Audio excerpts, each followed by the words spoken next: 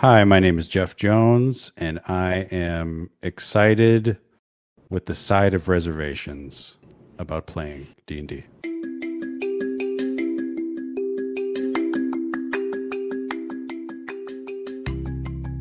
This is Chat Dragon, a talk show and actual play podcast about sci-fi, fantasy, and the world's most beloved game of make-believe, Dungeons and Dragons. My name is Jared, and I'm your host. I am a newspaper reporter by day and a dungeon master by night. I decided to start this podcast for purely selfish reasons, and that is to have a reason to talk to interesting people about interesting topics all through the lens of D&D.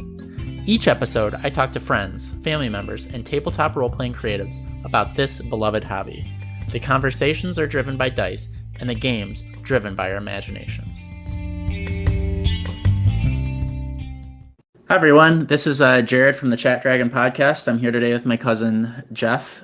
He's our second guest, or my second guest, on my third, which will be my third and fourth episode. So people just tuning in for the first time, the way this podcast works is it is typically each guest is recorded for 2 episodes. We do the first episode with the guest is an actual play where we play D&D.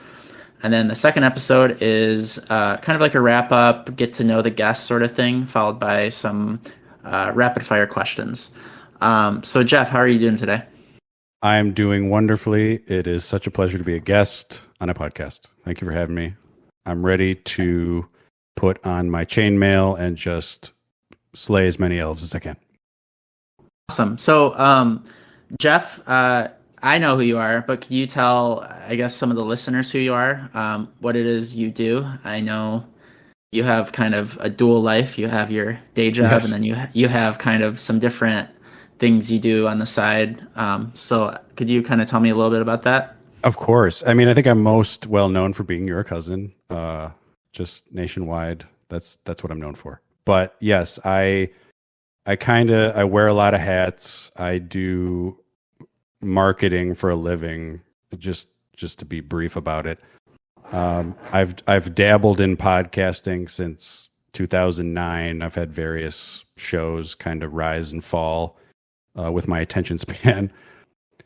And I've been a musician for about 15 years as well. I'm sort of, I don't want to say semi-retired right now. I like to say I'm dormant. I haven't performed since December 2019.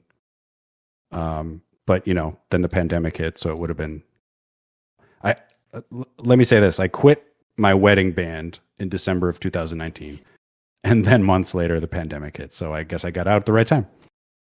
Awesome. So, I know right now it's probably, since you're not focusing as much on music right now, you're probably more focused on this podcast. So could you tell us a little bit what the podcast is, what's it called, and where people can find it? You got it. The podcast is called Cruel to Rewind, which is a title that's like quietly funny the first time you hear it, kind of like the B sharps on The Simpsons. And then every subsequent time it's like, okay, we get it. My wife and I have wanted to podcast together for years.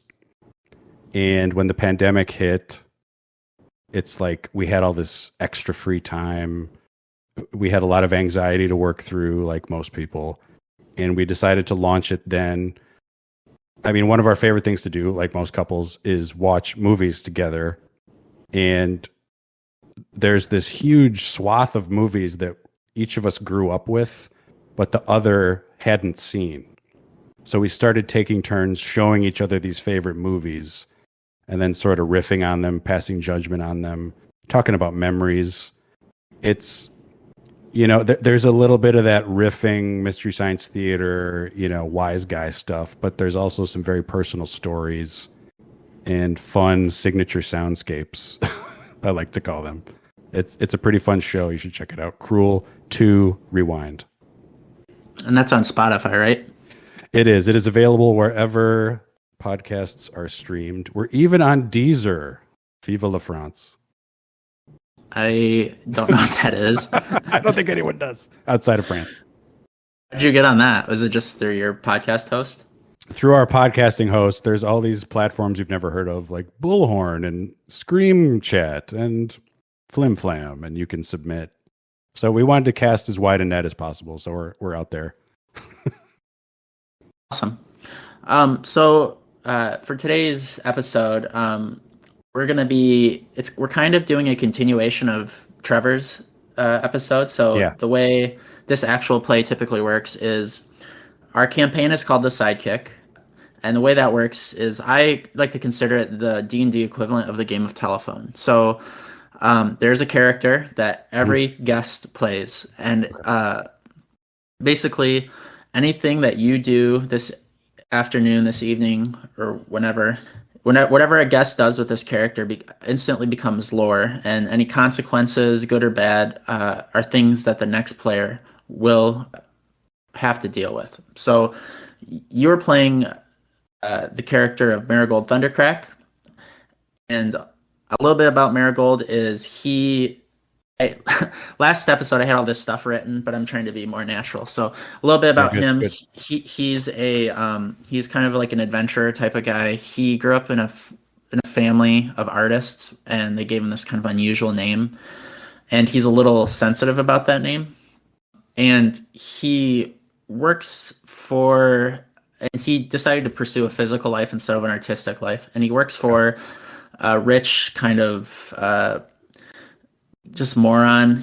I don't know if he's so much a moron, but he's vapid. He's a rich kind of trust fund guy. You'd think of him as like an Instagram influencer in the D&D world, where he wants to be perceived as this great adventurer, but he's not really equipped to become an adventurer. And this guy's name is Todd the Heroic. And Todd is, for all his faults, he's smart enough to know to hire good people to make him look better, and take credit for their accomplishments. So you are his sidekick, essentially. But a sidekick in this case is basically his bodyguard. And a little bit about this game is we're using a bunch of modified rules for D&D, homebrewed rules. Last episode I had a whole written thing. I'm toying with the idea of just trying to explain it more naturalistically, we're going to use a little bit of rules from a game called Fate RPG, another game called Dungeon Crawl Classics, Lamentations of the Flame Princess, and 5e Hardcore Mode. So I know I just threw a bunch of names at you. Don't worry about it. Okay. It's more so, I guess, for any nerd out there who's listening who might know what those things are. So I trust you. Yes, I'm a little nervous because, I love fantasy. I've always loved PC role-playing games and video games. I've never fully, jumped into the deep end of the pool and played these tabletop games. So the pressure's on. I need to prove that I understand the lore of this world. Fair enough. And, this is a completely made up world. This isn't any, like in D&D, there's all these campaign settings. There's Eberron, Forgotten Realms is probably the most famous one. Oh, yeah. Greyhawk. When I was a kid growing up, I knew all these books because I would always see them in the bookstore, having never played D&D as a kid, but reading fantasy, I'd be like, oh, yeah. But now that I'm immersed in this world, I realize all that stuff they're all from D&D. So first, what I'm going to have you do is I'm going to have you open up our virtual tabletop, Owlbear Rodeo. Should be under important links. And here we go. And we're clicking. All right. Yes, I see the spinning dice.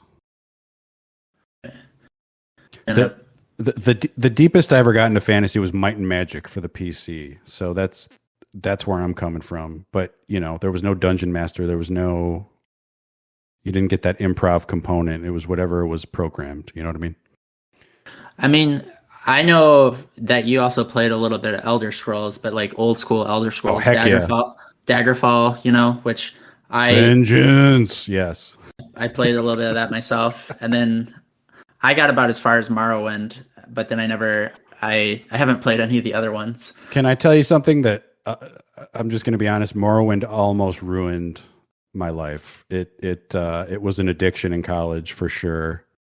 I would be, I majored in music in college. I'd be practicing my saxophone, and I'd get these urges to go home and play Morrowind. So I'm deep into this world, but tabletop is new, so I'm gonna try my best. I'm gonna play a little bit of music. I don't know what it is. It'll probably get edited out later anyway, so it doesn't matter. I hope it's Green Jelly. Oh, right. Elven Night, perfect. Yeah. All right. So, just to kick things off, previously on the Sidekick, our hero Todd the Heroic and his sidekick Marigold Thundercrack found themselves in conflict with the pirate captain Jason St. Josephine inside the Black Eye Tavern. The conflict arose after Todd managed to offend the honor of the barmaid, Mary McClintock, through some unwanted advances. Jason St. Josephine, a scoundrel who on most occasions would think nothing of the offensive actions, took it upon himself to defend the woman's honor due to the fact that she was also his half-sister, information that was unbeknownst to our hero at the time.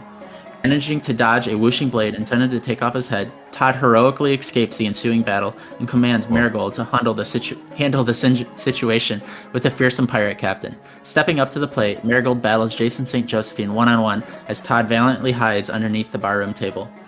Marigold appeared to be getting the upper hand on the pirate captain, but Simeon, Jason St. Josephine's helper monkey, leads a crew of pirates back to the tavern to aid his master in combat. These pirates return with the monkey, knocking out the fearsome Todd the Heroic and taking him hostage. Without hesitation, Marigold sets fire to the bar to provide a distraction for escape. He manages to flee from the battle with Jason St. Josephine, but burns a hand and some hair in the process. However, escaping one battle leads him into the next. Marigold faces down a would-be kidnapper, only to make short work of the villain, who manages to defeat Todd's captor and escape the tavern intact with his unconscious employer. However, as much as the fire worked to the advantage of our fire-happy sidekick, it also worked to his disadvantage, drawing the attention of the local law enforcement, who so thereafter put Marigold in a pair of shackles. With Marigold and Todd separated, our sidekick finds himself sitting in the offices of the local law enforcement awaiting his booking, with nothing but time to kill. Marigold takes some time to reflect, thinking about his youth and a past adventure he'd taken prior to the meeting Todd. So today's episode is going to be kind of like a flashback episode. So okay. You are essentially you were sitting in this, like a police station waiting to be booked, like I said, and you're just reflecting on an earlier time. So we're, in this episode, establishing more of Marigold's backstory than the story going forward. So anything we do this evening becomes canon for his backstory. Wow.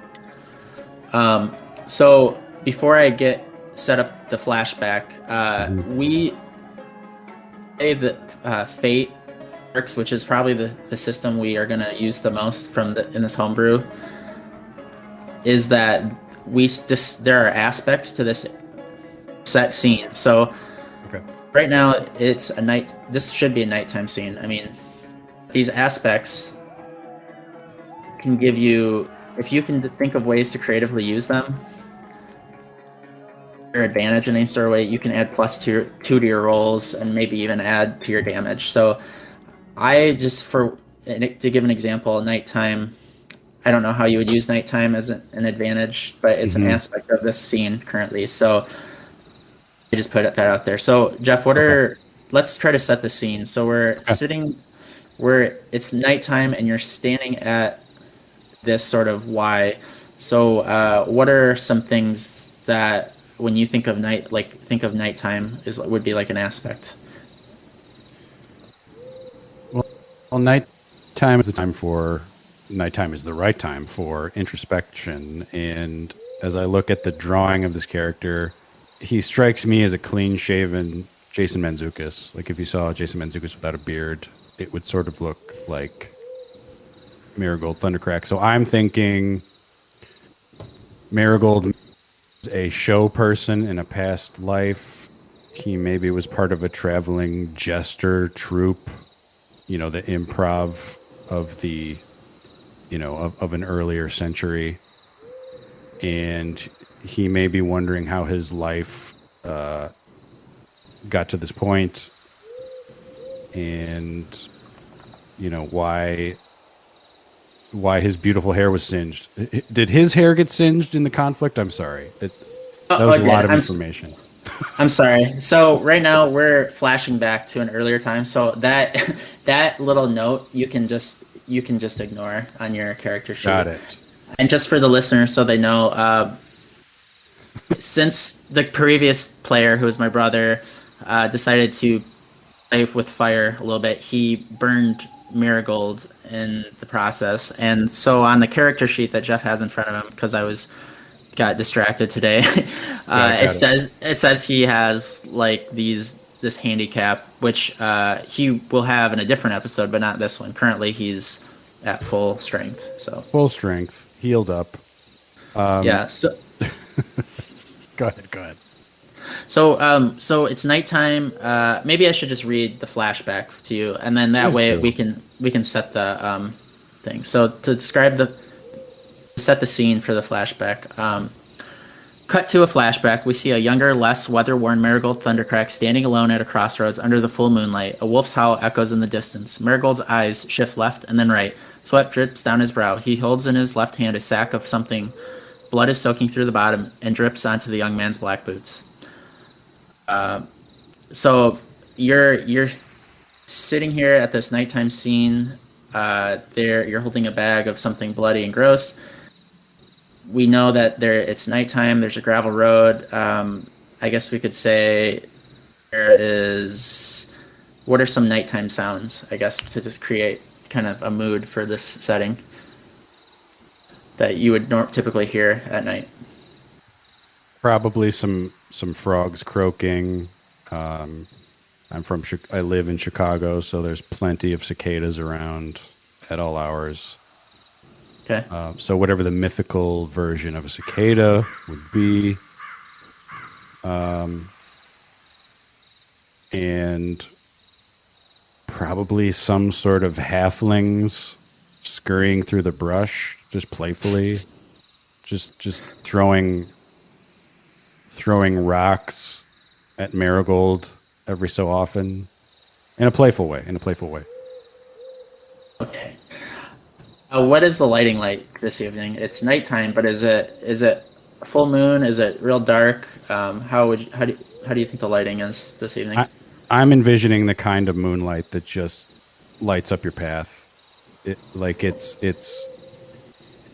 basically, once your eyes adjust, you've got a good handle on your surroundings. Like he can see for miles and miles. Okay. What is the ground like? I guess I wrote that there's a gravel road. Is this, do you think, like a marshy ground? Is it like a pasture with lots of grass? Is it soft? Is it hard? Based on the illustration, this is just based on the illustration. I'm picturing like a hardy tundra. So there's not a lot of give as he's crunching along the gravel. So you would say it's hard then? Yes. Okay. And I guess are there any smells that you can detect? I guess you have this meat, probably a meat smell. I should just raw meat smell, but anything else that you can maybe detect? Certainly the smell of blood as it drips on his boots. There may be a leathery sort of interaction between the blood dripping on his boots.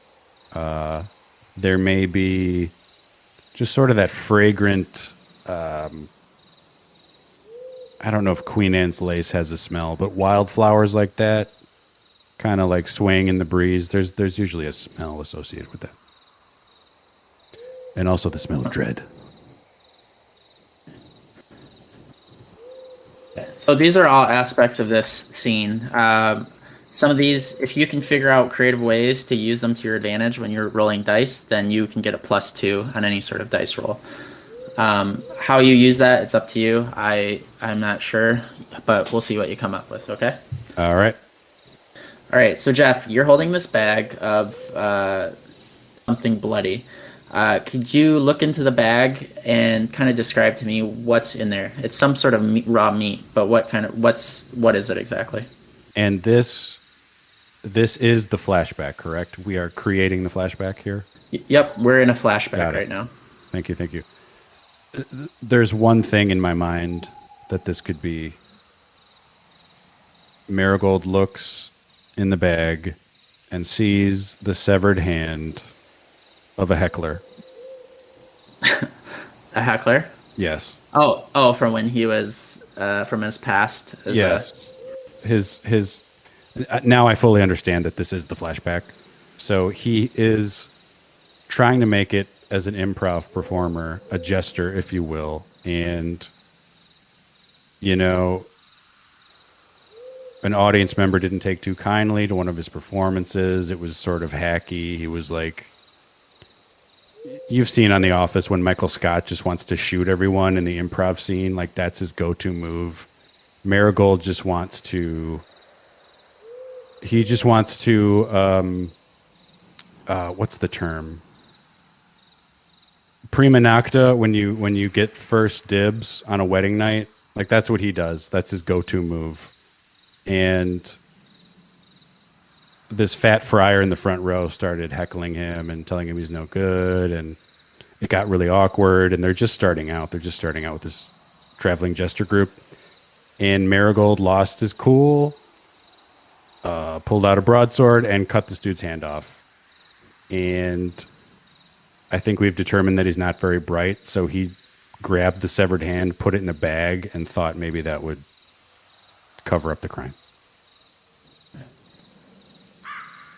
So you're out here for basically because you were hired by a nearby town to kill a werewolf that has supposedly been killing travelers on the road going to and coming from the town. So would you say that this heckler you killed is you're trying to kind of cover up your own crime by solving another one? Would that be fair to say? Yes. I mean, the improv career is not going well, so he's got to have a side hustle. So he thought he was going to wrap up this show and then go hunt the werewolf, but now he's got this severed hand in a bag on the werewolf hunt. It's not very smart or convenient. But here we are. He committed himself to hunting this werewolf, so he has to go do it. Okay. How are you feeling knowing that you're supposed to be hunting a werewolf, but you're also kind of holding this bag of a bloody hand in a bag? Are you excited, terrified, a little bit of both? I mean, he's scared. He knows the authorities. I mean, it was a small town they were in. It was a village with barely any, structure or law enforcement in place. But he's worried. He's worried that the Emperor's Guard or whomever will come after him. But he also has a job to do. He needs those shekels. You know what I mean? He's a struggling improv jester, and he's not very good at it. So he's trying to make ends meet with this werewolf hunt. Okay. So we know that his family, he comes from like a family of artists. Do you think they see improv as like a legitimate art form or something worth pursuing, or is it, or do they kind of look down upon it, do you think? I don't think they get it. I think like what they think is funny is like this time period's, Robin Williams. Like that's what they think is funny. And Marigold's trying to like make his own way and break new ground, and he's not that good at it. And maybe they encourage him towards the lute or the balalaika or other mythical sounding instruments, but he just wants to do improv. But as we've seen, his true calling is to be a big dumb sidekick who slashes at people. Right. So as you're sort of standing at this crossroads, you hear the howl of a wolf off in the distance. Oh my God. Do you continue to stand there? How do you feel? What do you want to do in regards to the noise? You were kind of told that this was the place to find the wolf because the last several victims that were attacked we're in this particular spot in particular, exactly this spot. So, want to keep standing there out in the open? Do you want to look for clues? I guess what do you want to do? Well, I think he hears a halfling in the brush, just south of where he's standing. So I think he's going to go investigate. But he's so focused on finding this werewolf that he's gonna keep holding the severed hand in his hand as he approaches. Okay. So you're just, whoops, I just put a little sticky note on there. Not what I meant to do. So you want to like maybe come over here, or over here maybe? He's gonna check out some of these bushes. Okay. So do you want to, I guess, roll for anything then? What can I roll for? Are you a search? Yeah, so it would probably be such a noob. That's fine. I forget sometimes. I have like all these notes up on my computer, and then I'm used to clicking on search. This isn't like the Bard's Tale at all. No. Investigate. That's what it's called. God, that took me forever to get to. There we go. Think about. Yeah, so you can roll an investigation check. So that would be, just go ahead and roll your d20 and then add your intelligence. Just so people know, he's using his stat block isn't like a full D&D stat block. It's a Sidekick stat block from the various Sidekick rules that are out there. So got it. It's hilarious to think about true D&D, participants yelling at their iPhones, listening to me trying to play this. I can tell you, Trevor, he threw me for some loops, and I couldn't think of the rules off the top of my head, and so I was just like, let's just wing it.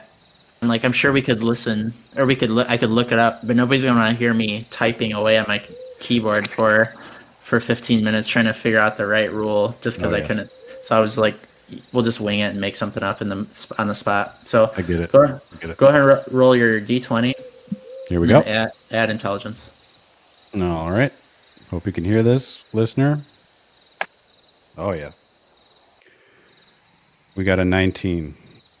Nice. Okay, so what you're kind of looking in the bushes, and what you find is some kind of like a little bit of like some gold coins of different denominations, as well as some gems and some banknotes. So you can go ahead and you can pocket that. And this wouldn't really come to you as too much of a surprise because the people that were killed in this area all belong to, we're all traveling in a merchant caravan. So there's been one or two groups that have been killed, and they were both merchant caravans. No survivors were left. But what you're finding would, this would be what was left over from those attacks. So. Wow. So the werewolf is like, he's nesting basically. He's just like putting all these belongings under a bush. I gotcha. So you're finding, a nice little nest egg for yourself. All right. At this point, might not be, enough to might not be enough to retire on, but it's it's like it's like a stimulus check. It's nice to have. Yeah, it's walking around money. It's mead money. Exactly. All right. So you find some treasure. Fantastic. Okay. Do you want to search the area a little bit more? Do you want to? I guess what are your thoughts? Well, he's feeling pretty good about himself, and he's nonchalantly thrown the wet, bloody bag containing a severed hand over his shoulder, and so the blood is continuing to stain his clothes. But it's kind of dumb, as we've established. I don't know if this is the most exciting thing, but let's keep searching those bushes, see what we find.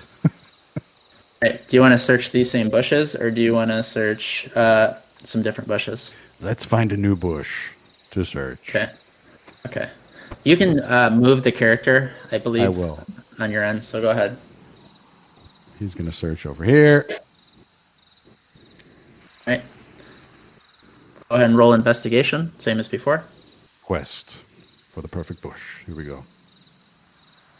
Okay, 9. Not so hot. All right. You don't find anything that would be like gold or silver or jewels or anything like that. But you kind of find, I would say, like some scraps of fabric, very expensive looking fabric. Actually, you don't find scraps. You find kind of like a nice small spool of fabric that would be kind of fetch you a nice price. Oh my! In this part of the world, so interesting. So yeah. He's finding all the materials to essentially start a new life. This is quite interesting. So all this searching, he's kind of breaking a sweat, and he's absent-mindedly dabbing his forehead with the bloody sack with the hand, and leaving traces of blood in the process. But all right, that's just a detail. As you are doing your little search around the area, a young farmer's boy that you know, named Sven. You know him. Yeah, like you should recognize. Yep. He's your character from our campaign. Yes. No, it's not him, but it's the same model or whatever. I've changed the name of that character so many times I can't remember what I landed on. Anyway, it was like not important. Kill Sloth Deathmonger or something. Kill Sloth Deathmonger? I think that's it. Deathmonger? Yeah. Yes. All right. So this young boy, who you know his name is Sven, he is a farmer's son. He kind of looks up to you some, not so much because of your improv career. He thinks you're pretty pathetic in that department, but he admires you for your adventuring ways and your athletic prowess. So he's holding a cup of coffee, and he comes to bring you that coffee, and he hands you that cup of joe to keep you warm this evening. Marigold says, well met, young Sven. Blessings upon... I'm getting biblical instead of fantastical. Blessings upon the coffee that thou hast given me. He reaches out with a bloody hand and takes the coffee, which I imagine is sort of like Turkish coffee. There's like grounds and stuff. It's kind of muddy. Okay. Yep. If that's kind of coffee you drink, that's what he's drinking. Okay. Some high octane fuel for you. Oh yeah. To keep you awake. Red eye. Yep. So Sven, he wants to kind of he's enamored by you. He sees you as kind of a hero. He doesn't really want to be a farmer, but that's sort of the path that's been laid out for him. But he's kind of asking you questions. How's the evening going, Marigold? And Marigold responds, it's been pretty eventful. I found some gold, some treasure, some fine fabrics. It's all part and parcel of a werewolf hunt. He's trying to show off a little bit. He's trying to puff his chest out and impress Sven.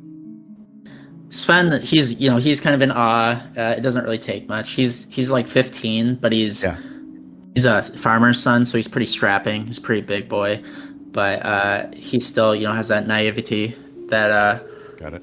A young man might have at his age. And so he kind of wants to know: have you ever found treasure like this before on a different adventure? Do you have any past tales where something like this has happened before? So Marigold, of course, is trying to make it an improv, and he's not very good at it. So he attempts to concoct a story on the spot and says, yes, of course, I slayed the dragon of Malingeron. 10 short years ago. And of course, you know, I've been living off the treasure ever since. And, you know, life's worked out pretty great for me. Sven, he's very impressed, and but he kind of, without trying to, he points out like a small detail, but he doesn't. It's not that he doesn't believe you, but he says, "Well, didn't Steve the Mighty kill that dragon like 2 years ago?" It's not that he disbelieves you, but he's kind of bringing up a point that he had heard that somebody else had killed that dragon. Right, and Marigold's like, "Oh, of course. No, I don't want to make it seem like I did it all myself. Like I was hired. I was a hireling on that quest, and I'm just hunting werewolves now because it's fun. It's not anything I need to do. It's just a hobby. So, get off my back. No, I'm not, and I'm not holding a bag with a severed hand in it. What are you talking about?" He shoves the severed hand in his pocket because he gets self-conscious all of a sudden. So Sven wants to know, have you ever hunted werewolves before, or is this a first? He's like, "Of course I've hunted werewolves. Well, I haven't hunted them. I've baited them. You know, I've chased a werewolf up a tree a couple of times, but that's pretty close." And the moon was full just like this. And, you know, I've chased quite a few werewolves up quite a few trees. Not many, you know, professional jesters can say that. Sven wants to know, what do you think of the rumors that the werewolf isn't real? That's someone else pretending to be a werewolf. This thought had never occurred to Marigold. And he's just sort of like staring into the middle distance, scratching his beard like, yeah, of course. It might not be a werewolf. But he kind of has a sinking feeling in his gut because maybe it's not a werewolf, and he just thought of this now. Sven, he's gonna bid you good night, so he starts to kind of walk back to the farm. Mm-hmm. But then you hear another howl off in the distance, and it scares Sven, so he kind of runs back to you, mm-hmm. Kind of too nervous to go back alone in the dark after the sound of the wolf. Marigold puts both hands on Sven's shoulders, and we know by now Marigold's hands are smattered in blood from the friar he murdered earlier, and shakes him and says, "You're gonna be all right. You're a strapping young farm boy. It's gonna be okay." And by now there's blood all over his nice farm clothes. You said the hand belongs to a friar, so were you doing improv for like a religious order of friars? It was for Young Life. It was a Young Life event. Oh, nice. Okay. This fantasy world's equivalent of Young Life. Young Life. It was not very funny. Yeah.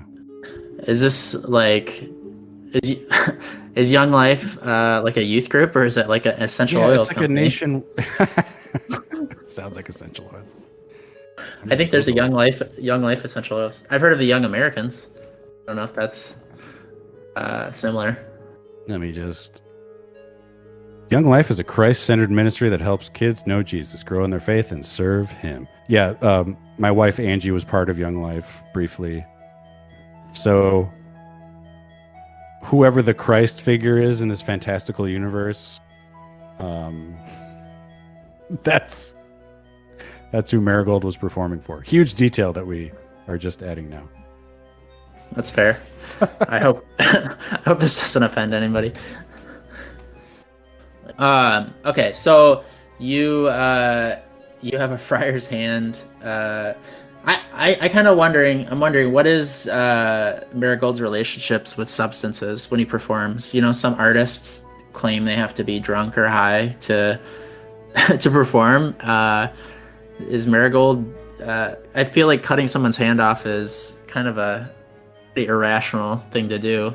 So was he under the influence of something like mead or wine or?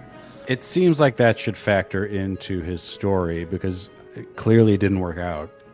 He's now a hireling on a quest. So yes, he was definitely under the influence of six what is it, tankards of mead. He barely remembers it. All right, it's cool. Tragic, really. I just wanted to check. That's good. Oh, That's good detail. Oops.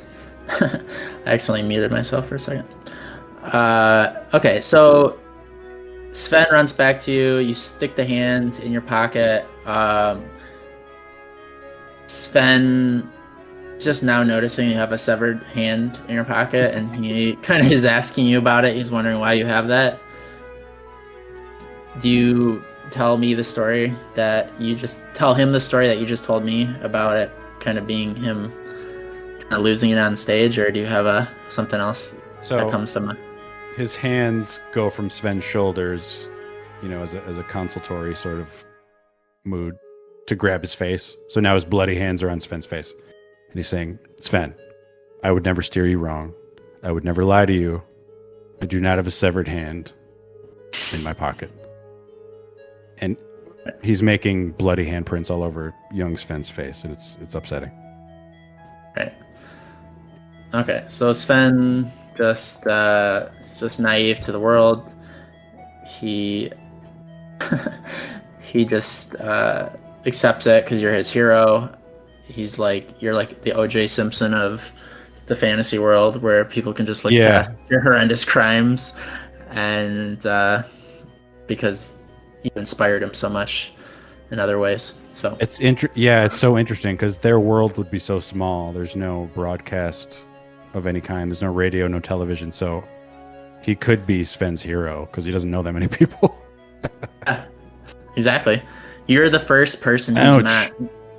You're the first person he's met who didn't come from a family and immediately do the same thing that they did. Like he comes from a long line of farmers, and so he just becomes a farmer. The mayor or whoever of his village or town, or burgomaster or whatever you call him. Burgomaster. His if we're in Germany,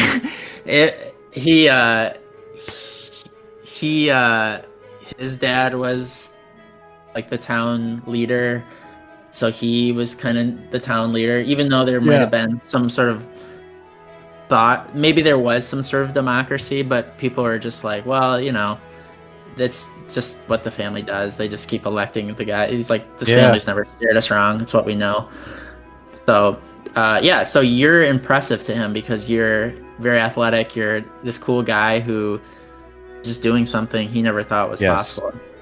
So. And the miniature version of Marigold on the game board does have a sweet beard. I know I said it looked like a clean-shaven Jason Mantzoukas, but the mini guy has an awesome beard. So Sven is probably jealous of the beard as well. Absolutely. Sven is he's kind of got that teenage mustache going, slow peach fuzz. Yeah, a little peach fuzz. It's kind of gross. You kind of want him to shave it, but he's so proud of the few hairs he's managed to grow. I get it. And I'd like to add that was what my facial hair looked like up until 2 years ago. So, and I'm 33. So it took me a long time. It took me 30 years till I could actually grow a beard. So what's your secret? Is it a little bit of face Rogaine, or what's the secret? Just kidding. I don't know. Just getting old. It finally happened. I've got a mustache. Yeah. It doesn't even come in. Funny story, but one time we were at my mom and Trevor and Stephanie were at the there's a, how speakeasies for a moment were the cool thing to make in bars and restaurants. You live in Chicago, so I imagine that's more of a thing in Chicago than it is in other places. But I don't seek them out, but yes, they're there. Yeah, so this was I feel right around that speakeasy craze. There's a a speakeasy in Fenton, Michigan, for anybody wondering, and not Fenton, New York, or whatever, or Flushing, New York, whatever. I don't know. The guy, this drunk guy, was going out of the speakeasy, and he just was berating me for my lack of like growing facial hair in like one part of my face, because it was like, he's like, you got a really good beard, but he's like, what'd you do? Shave that one part of your face, and it just doesn't grow in. Like, jeez, oh Pete's. Yeah. So sorry, is there swearing on this? Is there no swearing on this? It's supposed to be kind of a family show, but I can beep it. I figured out how to do that. I was just defending my cousin. Audacity. No, it's fine. It doesn't offend me. It's just I'm trying to get as many listeners as possible. What a jerk. I'm not trying. What did you say? I was just embarrassed. I was with my mom, my girlfriend, Trevor. Trevor was laughing. He was cracking up. He's diabolical. Yeah, I get it. Man, I mean, even I got streaks and weird patches, but I can't imagine what I would do if somebody accosted me about it in the streets. That's ridiculous. Yeah, I don't know either. I mean, I do know. I know what I did. I just sort of sat there and was like, thanks, man. Take it easy. You should have judo flipped him. Yeah. Just kidding. Don't do that. No. Which I could have, because I used to do judo. But I know. Okay, so anyways, you've given Sven all this information about the hand. Jeff, what is your perception? You have perception on your sheet? I can't remember. Perception. Stand by. Protection. Second wind. Defender. Attacker. Marital martial roll. I don't see perception on here. Wait. Perception +3. All right. So for perception, so I'm interested in what's called passive perception for anybody who's new to D&D. And what that is it's your perception, whatever, your +3, and then added to 10. So you have a passive perception of 13. So I'm about to roll to see if something sneaky happens to you, and if you're able to detect it. Okay. Right. So let's see. I rolled a 9 +1. Okay. So something is trying to sneak up on you, but you are too perceptive. So you notice that there is some rumbling noises kind of coming from. Whoa. The kind of, let me see if I can get a pointer here on the screen. Is this a pointer? Yeah, somewhere like kind of over here, and then maybe another kind of noise coming from over here. Actually, no, both the noises. There's a noise here and a noise here. So these two bushes, you hear some noises coming from those bushes. Okay. So knowing that you've heard these noises, they sound kind of like something large is inside the bushes. How do you react to this? So Marigold is, he's overtaken by the infatuation that he's getting from Sven. He really wants to appear adventurous and manly, but also, take Sven along on a quest. So he stands upright, his ears prick up, and he says, "What ho, young Sven? Do you hear that in the bushes? Let's investigate together." So he slaps Sven on the back with his bloody, murderer hands, and urges him towards the bush. Like, hey, let's go look together and see what's making all this noise. So he has Sven. He's pushing Sven towards the bush. And Sven's getting, there's a little bit of resistance from Sven because he's not used to all this adventuring, but also he doesn't want to let his hero down, so he's kind of going along with it. Okay, so is Sven in the front or in the back? Sven is in the front. Like, Marigold is pushing him towards uncertainty because he thinks it's like a character building exercise. Okay. Okay, so Sven, he's kind of moving towards the bush. You're kind of trailing a little bit behind him, giving him You're doing it. yeah, giving him some encouragement. And Yes, Lynette. Yes. a person jumps out of one bush, and then another person jumps out of another bush. Good gravy. And they look to be well, I don't know. What do they look like to you? I can tell you what they are, but I want you to, I guess, guess as to what they could be. I mean, they're up to no good. They're either thieves or assassins, or a blend. And Marigold is pushing a 15-year-old boy towards them. Okay, so they are actually bandits. So in that family. Yeah. So Sven, he is surprised, but he also gets really excited because he is like, I think my theory, like he earlier kind of speculated that maybe they were bandits that were robbing people. So he's kind of excited to be right, but he's also kind of a little bit jittery, you know. But you know, like, he's kind of in that fight or flight mode, and now's the time to find out what kind of person is he. You know, in high school, is he kind of, you know, you maybe could be some ultra aggressive male who got into a fight, or maybe you're someone who avoids conflict. So yeah, tonight's the evening where Sven gets to learn if how tough he is. And let's remember that due to Marigold's absent-mindedness, both of them are covered in blood already. Like on the face, on the shoulders, chest. They both look like they've been on a murder spree. So that adds to how the bandits perceive them both. You know what I mean? Yeah, so the bandits, they pop out and they want you to, they're trying to like, they kind of give each other like a look side to side, like because they see the blood and it's like what the hell is, you know, what is this? Like they're kind of taken off guard because you look like you've, you know, been rolling around in a crime scene or something, or maybe did they murder a guy? Did they butcher a steer? What's happening? Yeah, exactly. But they want you away from their treasure, so they're kind of, they're giving you demands. They're telling you to get away from the bushes. They don't want you anywhere near them, so they're kind of screaming at you, and they're kind of moving closer. So Marigold, kind of what's going through, or Jeff, what's going through Marigold's head at this moment? He's not very bright. We've established that. So he's thinking, wow, I could totally plant the evidence from this friar, one of these bandits, if I can just get my arms around them into their pocket.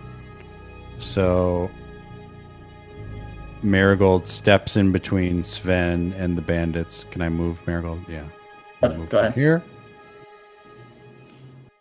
And he's like, guys, I don't know what you're thinking, but in this part of the country, you know, we need to check you for caltrops. This is a no caltrop zone. I know that's a common bandit item. I'm the deputy sheriff, and he's winking at Sven the whole time. I'm the deputy sheriff. I gotta check you for caltrops. Okay. Should I roll to see if I convince the bandits to let him check? Yeah, we're gonna see how good. So go ahead and roll. It would normally be performance if you had a full stat sheet, so you're gonna just roll charisma. Roll charisma. Yes. Oh, +0 charisma. Okay, here we go. Which fits your. He's kind of an adult. The D20. Okay, here we go. Hope you can hear this. Okay. That's a 3. I couldn't hear it, but that's okay. So Jeff has dice. He's trying to roll dice for the sound effects that it creates, but he rolled a 3, so he's not charismatic at all. The bandits, seeing how you're kind of seeing this like lackluster performance, and Yeah. now are becoming a little bit more confident that you're just a buffoon and that maybe they can take you after all. Mhm. So they each move a little bit closer to attack. And what I want to have you do is we're going to roll for initiative. So just roll your d20 and then add whatever your dexterity is. Dexterity, okay, +1. At least he's kind of light on his feet then. Here we go. 13. Okay, awesome. So you have the highest initiative because I pre-rolled for everybody. So Marigold is number 1. Bandit 1, because I have them labeled as Bandit 1 and 2 for the listener. Mm-hmm. Bandit 1 is second. Sven is third. And Bandit 2 is fourth. Okay, so you get to make the first move in this sort of exchange, what's looking to be combative exchange. You can maybe try to talk your way out of it again, but at this point, the bandits are pretty confident they can take you. Mm-hmm. So they're looking like they mean violence. So do you continue to banter with them, or do you decide to go for the head on one of these guys? Wow. Or not go for the head, but attack. I know what you mean.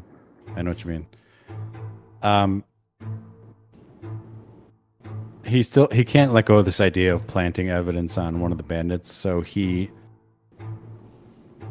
literally throws the wet, bloody bag of Friar Hand at Bandit 1 in the hopes that he'll catch it and somehow that will incriminate Bandit 1. All right, so go ahead and just roll your d20 and then add your dexterity. All right, here we go. Ooh, that's a 9. So, Bandit 1 just sort of sidesteps the bloody hand. It goes kind of whizzing past him and just kind of lands in the bush somewhere. You see maybe some birds, some kind of like nighttime birds of prey or something, like ravens or owl or something kind of come some down. Sort of mythical raccoon. Yeah, they come and they start pecking at the hand and kind of eating away at it as you guys are in the middle of your exchange. So you threw this hand. That would be, I guess, your attack. But do you decide to move at all afterwards? Because typically in D&D you can move and attack, or attack and move. So, want to keep your position? He knows he messed up, so he's backing up with a sheepish look on his face, like oh, and like pulling his collar, like in the cartoons. So he's backing up into a bush. And, he's now left Sven standing in front of him, if that makes sense, positionally. Yep. So Sven, he's a big boy. He looks like he could be pretty tough. He's armed at the moment with a shovel, just a shovel that he carries with him for farm work. And he also has a slingshot that he likes to shoot rocks with. Wow. But he's a little bit too close to really shoot that slingshot, so he decides to take a swing at the... Let's see, which bandit is he standing next to? Bandit 1. He decides to swing at the bandit with his shovel in hand. So let me roll for that. He rolls a 1. +4, so 5. So he does not hit. So Bandit 1, he moves out of the way. The shovel, he kind of drops to his knees real quick. The shovel goes whooshing over his head, but he drops to his knees, kind of putting him in a prone position, just to kind of get right out of the way of the shovel. But Sven decides to then back up even further than you and positions himself behind sort of these rocks over here. and you see him start to kind of load up his slingshot for a second fight, for a second attack. But as he's doing that, Bandit... Oh, actually, the Bandit was supposed to go before Sven. Well, I screwed that up. Whatever. Uh-oh. Okay. Whoa. The D&D police are gonna come for me now. Yeah. All right. A lot of blowback. All right. So, what? That's how it works. Just kidding. All right. So, Bandit 2, Bandit 1. I mean, he moves forward towards Marigold. And then he decides to... He's carrying a scimitar, so he's going to see if he can hit you with it. Okay. So he rolls a... Oh, jeez. He rolls a 15. Ooh. Does it get you? What do I do? Oh, okay. What's your armor class? Sorry. Armor class... Your AC. 16. Oh, he did not get you then. Wow. That was really close. Okay, so kind of you narrate for me maybe how this you kind of narrowly escaped this blow. Yeah, so Marigold does have a longsword and a shield, and he's holding both out in front of him and kind of making a doo kind of noise. Like, he's a big guy, he's athletic. He's just not that bright or good at fighting. But he's athletic enough to block the bandit's attack with the scimitar. Okay, so when he blocks it, does he block with a shield or does he block with a sword? It's kind of just a clumsy, like, oh, get away. And like the shield kind of hits the scimitar first and then the sword clinks against it. So it looks like he's doing more than he's really doing. He's really just having a spaz attack. All right. So as that takes place, the other bandit, he kind of does this kind of same thing that Sven does, and he pulls back and he gets in position. He has a crossbow. He starts to kind of ready his crossbow to fire, and as he does that, he targets Sven because he's a physically intimidating kid, and wants to take him out before he can be taken out. So he rolls a 16, which I think will probably hit Sven. And he does. So he hits Sven across the crossbow, and he does 1d8 of damage. So, whoops, where's my d8 at? So he does... There it is. Okay. He does 5 damage. So in the Sidekick, as people get hurt, the more and more hurt they get, the hard, like, there's a table I have where I roll on the table to determine kind of what the injury will be, and the more and more hurt they get, the more and more severe the types of injuries they can sustain are. So since Sven he's only just lost 5 health, I'm going to roll D4 on this table, which I call the maiming table, and it'll give us kind of like a sense of where this guy, what this guy did to him a little bit. All right. So I rolled a 2. So a 2 on the maiming table is a cracked rib, so which gives Sven a level 1 of exhaustion. And so we're just going to say that this crossbow bolt, it didn't actually hit Sven so much as it grazed across him. You know, Sven was kind of dodging out of the way as it was coming towards him, and there was some impact, but it was kind of like a glancing impact. But there's so much force behind that bolt that it ends up cracking a rib in the process. So, ouchie. So now he has disadvantage on ability checks. Okay. Okay, Jeff, you are up. Yes. So it's your turn now. So Marigold sort of comes to his senses and realizes he needs to stand up and attack. And he sees that Sven just got hit with a crossbow bolt, got a cracked rib. Marigold goes to attack Bandit 1 with his longsword. Okay, so go ahead and roll your d20, and then on your character sheet they'll say something like plus whatever next to the longsword. It'll be like plus whatever to hit, so you'll add that to your d20. If you're wondering why that might be different from the games we've played in the past, that's because I just looked that rule up today because I was like, what does that mean? And apparently that's what it means. So got it. Okay. Plus 4 to hit, so d20 plus 4. All right. 9. All right. Marigold does not hit the bandit. He is so kind of. Which bandit were you swinging for exactly? Bandit 1. Bandit 1, which was the one I said was on his knees. So I would say he's at a disadvantage because he was on his knees because he dropped to his knees in the previous exchange. So roll again, the exact same thing, d20 plus 4. We'll say you have an advantage and he has disadvantage.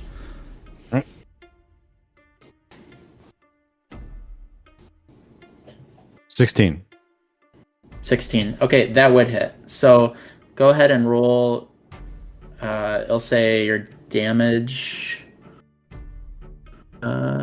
slashing damage. So 1d10 plus 2. So roll your d10, which is kind of like this diamond right here. I'm holding up. Got it. Yes. 0 is 10. Yeah. Okay. Yep. So you usually have 2 of those. Of those because one will be like 10, 20. And that's when you roll it with the ones with the multiples of 10. That's like for percentage stuff, which I don't think you use a lot in D&D, but in a game like something called like Call of Cthulhu, you actually use that quite a bit. Got it. All right. Rolling the d10. And here we go. Plus how many? I'm sorry. It should be on your sheet. I think it said 2. Yes, you're right. Okay, so 9. 9. Okay, so Bandit has... Alright, so that would mess him up pretty good. So I want you to roll... We're going to roll on this maiming table. Okay. So I want you to roll your d6, which is just your normal standard dice that got it. we play craps with or whatever. Right. We got a 3. Okay, so you hit him pretty hard, but and you do some damage, and you manage to cut off his I don't know, let's say his hand that's holding the scimitar. So you slash down and you cut that hand right off. So now he's pretty much at a pretty major disadvantage when it comes to any sort of attack. He has to now use his opposite hand to wield the scimitar, and he's also bleeding out at the moment. So. Oh dear. So Marigold is making a name for himself as a severer of hands. Let's remember that. Like that's what he's known for across the land after tonight. Jeez. Okay, so we're just gonna use the screwed up order, not the where I had, so I don't confuse anybody. So we're gonna, even though I say that and that sounds confusing. So I'll just have Sven go again. So Sven, he readies his slingshot, and he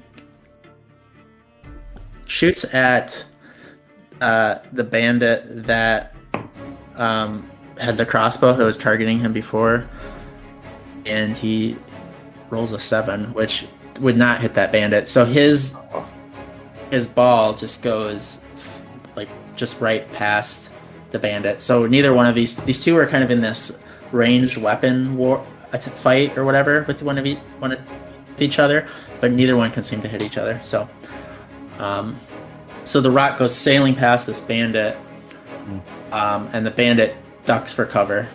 right behind the rock, so it goes overhead. Okay. Bandit 1 is now up. So we're going to see if Bandit 1, he's at a disadvantage. Instead of trying to continue this fight, he kind of flees behind, I guess, a bush or whatever. He's trying to kind of escape, get a little bit of distance from you. He's trying to get off screen as as the fight occurs, because you've really kind of messed him up. And then Bandit 2, he readies his crossbow, and he decides instead of targeting Sven, he's going to target you now. So he rolls 7 plus 3, so 10. So he rolls a 10. And your armor class is what? 16? Yes. All right, so he misses you. So how do you see yourself dodging this crossbow bolt? Marigold Thundercrack does a very ineffectual, like, matrix backward lean, but like he's not that flexible, so he's really just like backing up a little bit, and the arrow flies over his shoulder anyway. Okay. So he looks ridiculous, but he thinks he's being cool and showing off. Okay.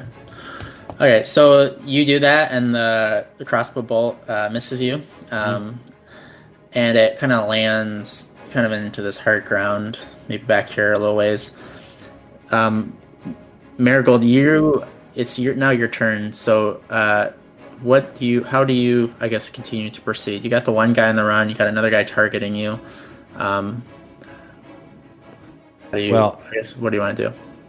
This is about to get nuts because Marigold's got, he's out here. Let's not forget he's out here to hunt a werewolf, and he's in the heat of combat.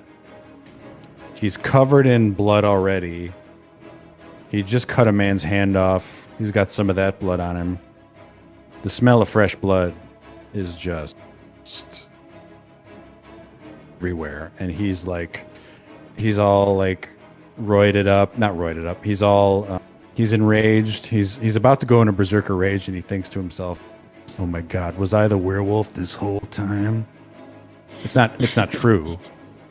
But he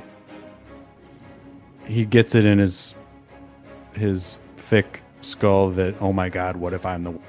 I've been performing improv near here for the last week. And he's a guy his identity is just blown to the four winds. Like, one day he's an improv jester, the other day he's an assassin. Okay, maybe he thinks he's a werewolf now. So he thinks he's going to charge Bandit 1, finish the job. What he thinks is going to happen is that he'll transform into a werewolf as he pounces.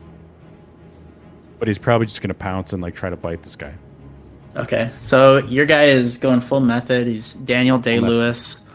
Yes. Daniel Day-Lewis, just embodying the character of a werewolf. He's an actor. He's an empty vessel, So he's like, werewolf? Okay, I guess I'm a werewolf now. All right, so kind of move your guy towards the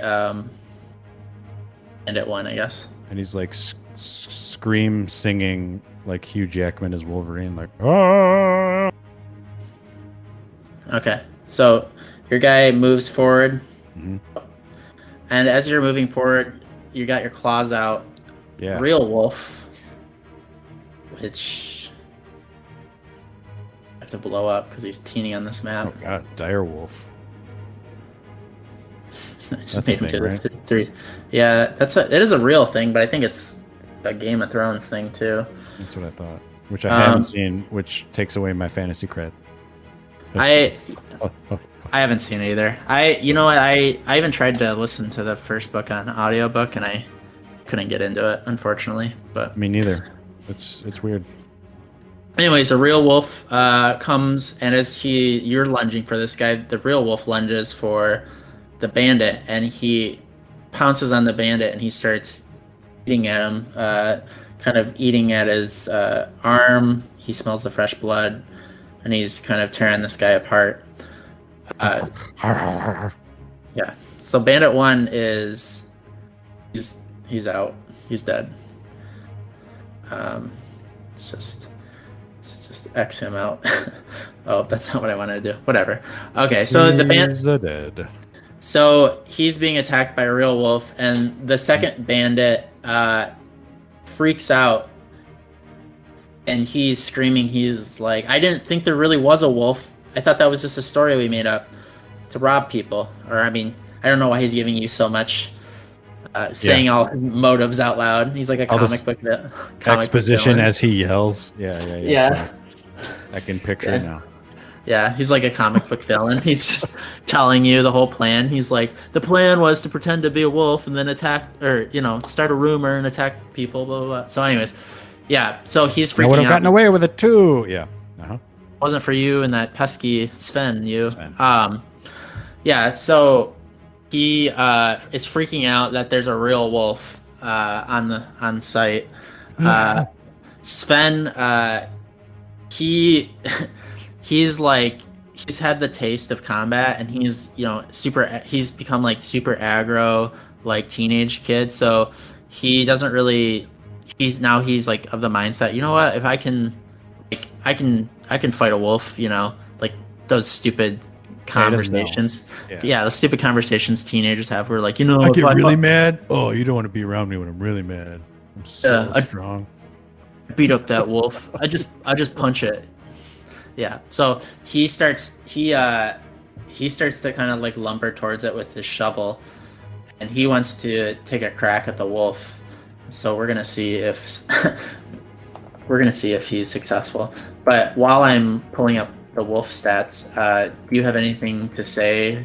I mean, either to the bandit or to the Sven, or do you have a catchy one-liner? Like, how do you, now that you've seen this horrible thing occur, what's your reaction?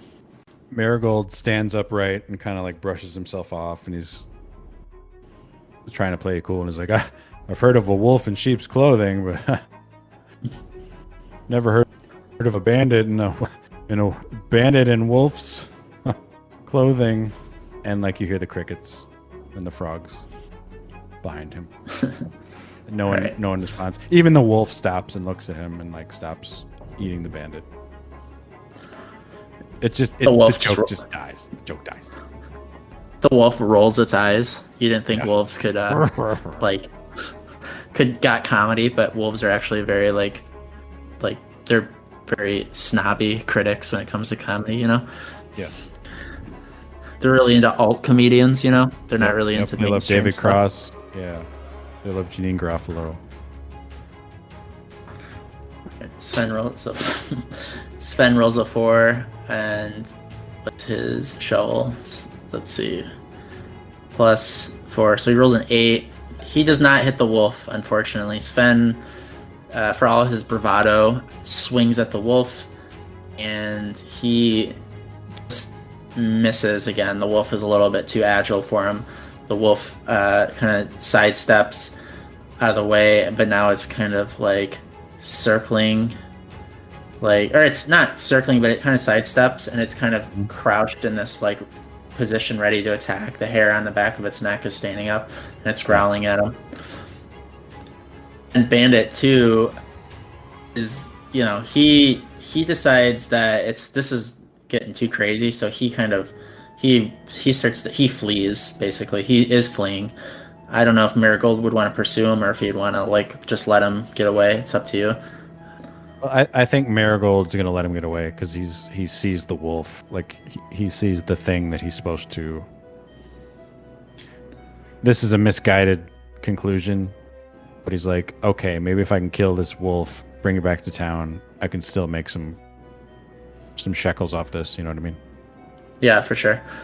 He was hired to kill a wolf, even though originally it wasn't, or even though it turned out that the wolf wasn't really the one killing merchants or whatever. But yeah. So, all right. So the bandit runs off. The other bandit is dead. He's a corpse just laying there. So let's establish him as an aspect. So we have a dead bandit corpse.